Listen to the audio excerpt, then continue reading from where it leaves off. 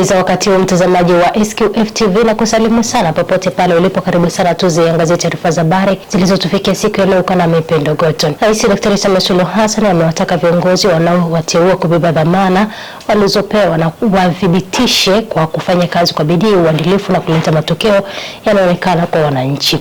Rais Samia amesema hayo Ikulu jijini Dar es Salaam leo Jumatano Julai 1 alipozungumza baada ya kuapisha viongozi kadhaa waliowateua hivi karibuni. Niwapongeze mliowapa leo na nafasi mlizopewa leo, au heshima hii sio cheo tu kwamba mmebeba vyeo, lakini ni dhamana ambayo inatakiwa ikafanywe kazi. Kwa hiyo mjue kwamba mnaingia si kwenda kupumzika kwamba nimepata cheo ngoja ni relax. Mnaingia kwenye mchaka wa kweli kweli. Sababu dira hii lazima tuitekeleze kwa kasi. Kiasi cha shilingi bilioni 14 zimetengwa na halmashauri ya jiji la Dar es Salaam kwa ajili ya upanuzi na uboreshaji wa machinjio ya kisasa ya Vingunguti. Hayo yameelezwa na mkurugenzi wa halmashauri hiyo ndugu Eluruma Mabeya wakati wa ziara ya kikazi ya waziri wa vijana, ajira na uwekezaji wa serikali ya mapinduzi ya Zanzibar, Mheshimiwa Shabani Ali Othman, aliyefanya hivi karibuni kwenye machinjio hayo. Cha kuongeza zaidi, Mheshimiwa Waziri, ni kwamba halmashauri ya jiji imeendelea kuwekeza na kutenga bajeti kwa mapato ya ndani kwa maana ya uboreshaji. Kwa mwaka huu ambao tunakwenda kuhitimisha kesho kutwa kwa maana ya Juni, tumetenga bilioni 14 kwa ajili ya maboresho ambayo niliyataja, na kazi hizo zinaendelea. Exhaustion ya pesa hiyo inategemea na activity yenyewe, kwamba tunapoanza kutekeleza ndipo ambavyo tuna utilize budget yenyewe.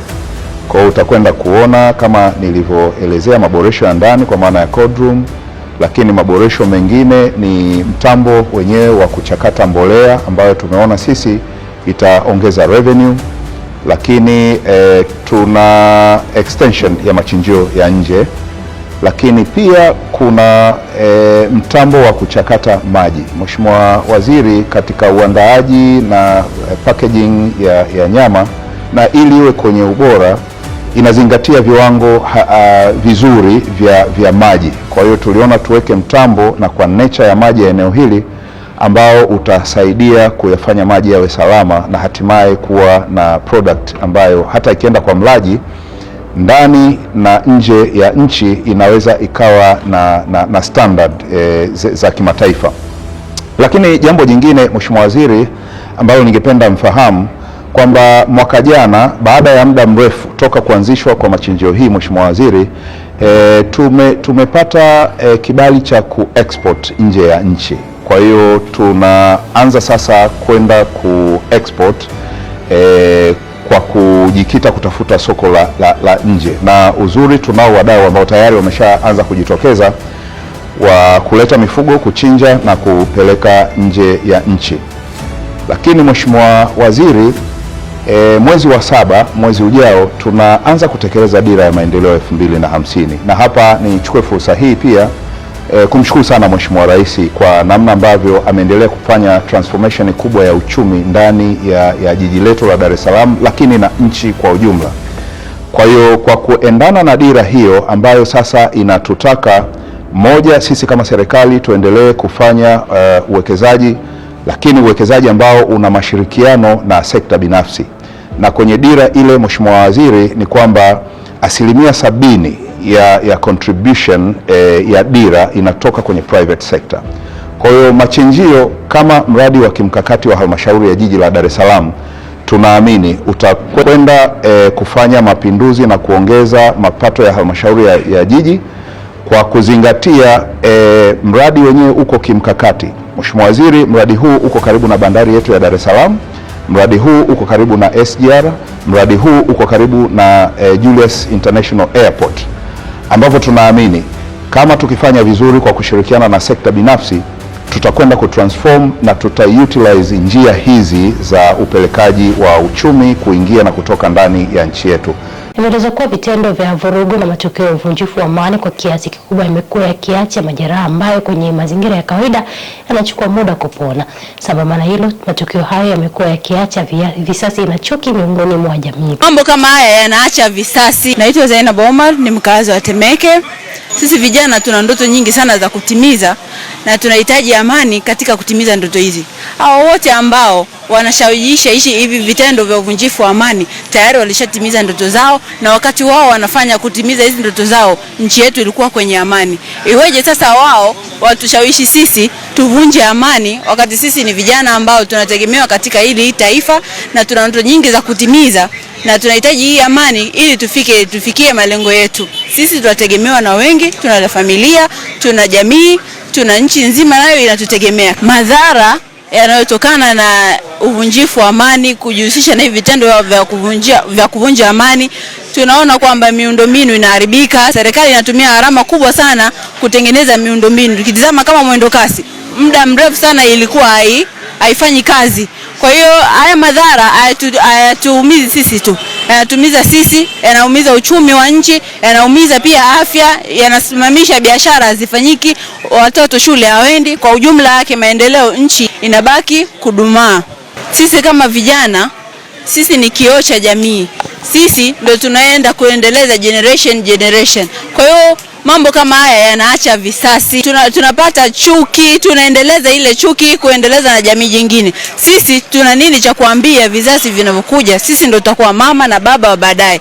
Tushikamane, tulinde amani na tukatae kabisa vichochezi vyote vinavyovunja amani ya nchi yetu. Nchi yetu ni nchi ya amani na tuidumishe amani hii. Chama cha Demokrasia na Maendeleo Chadema kupitia ukurasa wake rasmi mtandao wa Instagram kimeeleza kuhusu tukio la kifo cha dereva wa makamu mwenyekiti wa chama hicho John Heche. Kwa masikitiko makubwa sana, nipende kuwajulisha kifo cha dereva wa makamu mwenyekiti wa chama chetu ndugu Suez Dan Maradufu, ambaye leo asubuhi hapa mjini Kigoma amefariki dunia. Ndugu Suez amekuwa dereva wa makamu mwenyekiti wa chama chetu bara Mheshimiwa John Heche kwa muda mrefu sana, na kifo chake kimetokea katika hoteli lodge aliyokuwa amefikia mapema leo asubuhi. Wenzake pamoja na makamu mwenyekiti Heche walijaribu kumpigia simu, hakuweza kupatikana, na tulipomfuata hapa tulikuta mlango umefungwa, na ndipo tulipochukua hatua ya kulijulisha jeshi la polisi. Wakafika hapa na mlango ulipovunjwa, alikutwa mwili wake umeanguka chini pale mlangoni na damu ikiwa imetapakaa pale chini. Kwa hivyo hivi sasa mwili umepelekwa kwa ajili ya postmortem kufanya uchunguzi na kujua nini hasa kimetokea na kimesababisha kifo chake. Niwape pole sana familia ya ndugu Suez, pole kwa makamu mwenyekiti wa chama chetu, na amekuwa sehemu yetu katika safari na harakati zetu nyingi. Kwa hiyo amekuwa sehemu ya familia wanachadema. Hivyo niwape pole wanachadema wote na Watanzania wote ambao wanatutakia mema. Na baada ya uchunguzi ambapo mawakili wetu Deo Mainila pamoja na Dickson Matata watakuwa sehemu ya mchakato huo wa postmortem, basi tutapata taarifa nyingine za ziada na kufahamu nini hasa kimetokea kwa dereva wa makamu mwenyekiti wa chama chetu ndugu Suez.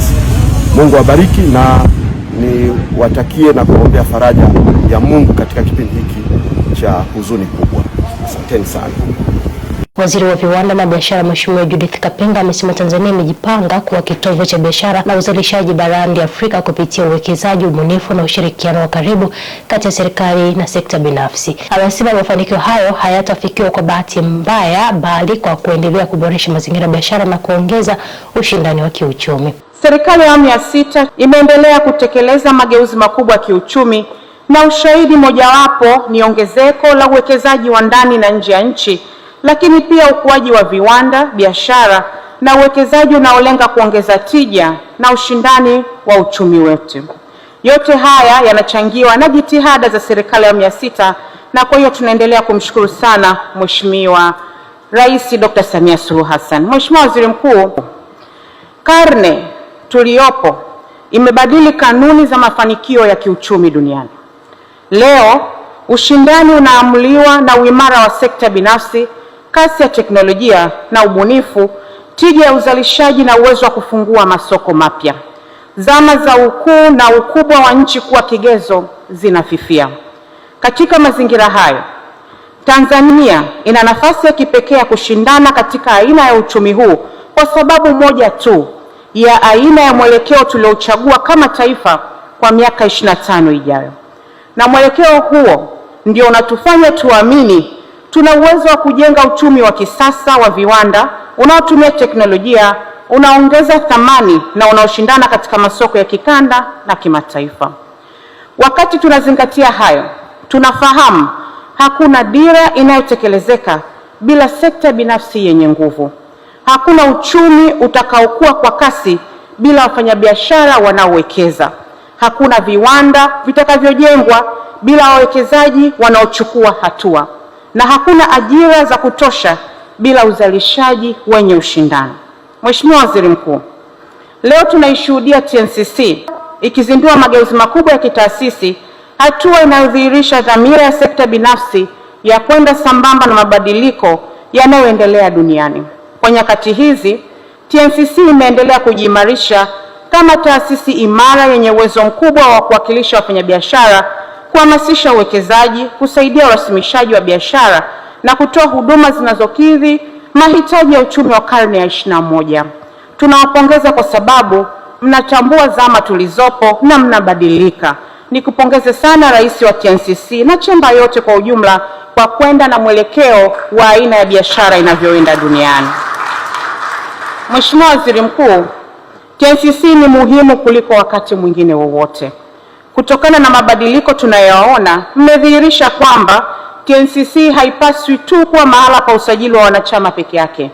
Imekuwa kituo cha fikra za biashara, taasisi inayofanya tafiti, inayochambua mwenendo wa uchumi wa dunia, inayowajengea uwezo wa wafanyabiashara na inayokuwa mshauri mkuu wa serikali katika masuala ya biashara, uwekezaji na ushindani. Ni hayo yaliyojiri katika upande wa habari kwa siku ya leo. Nizidi kukukumbusha kwamba kambi ya upasuaji mdomo wazi inaelekea pale katika hospitali ya Malolo Tabora kuanzia Julai 20 mpaka Julai 24. Ni vyema basi kusikia taarifa hii, uambie na rafiki zako na ndugu zako ili waweze kupeleka watoto wao pale wakapatia huduma hiyo ambayo inatolewa bure kabisa chini ya taasisi ya The Same Qualities Foundation. Kwa niaba ya timu nzima walioshiriki kwa habari hizi, ulikuwa na Mipendo Gotoni, nikutakie jioni iliyokuwa njema na bye kwa sasa.